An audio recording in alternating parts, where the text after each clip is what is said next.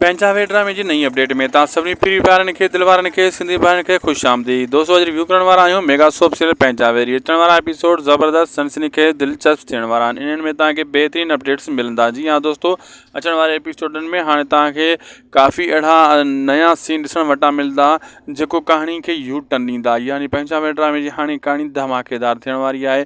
छो त हाणे चाकर खान सभिनी धुरियुनि खे गॾु विहाए उन्हनि जूं ॻाल्हियूं ॿुधंदो ऐं कूड़ सच ज़ाहिर कंदो ऐं 2-3 किस्तनि ताईं यानी 4-5 किस्तनि ताईं इहो किसो ईअं हलंदो रहंदो। पोइ बि थी सघे थो त खीर खंड न निकिरे यानी खड़ न निकिरे ऐं इन खां पोइ नओं तरीक़ो को आज़माईंदो।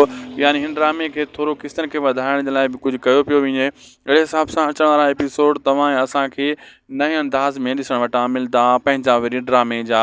ऐं ॿी ख़ुशख़बरी ॾींदो आहियां, रियासत ड्रामो तमामु जल्द लॉन्च थियण वारो आहे। जी हाँ दोस्तों, रियासत ड्रामो लॉन्च थियण वारो आहे। तव्हां इंतज़ार में आहियो रियासत ड्रामे जी ख़बर। दोस्त कमेंट करे रहिया आहिनि बार बार। उनखे चवंदुसि त रियासत ड्रामो 2026 में स्टार्टिंग में लॉन्च थियण वारो आहे।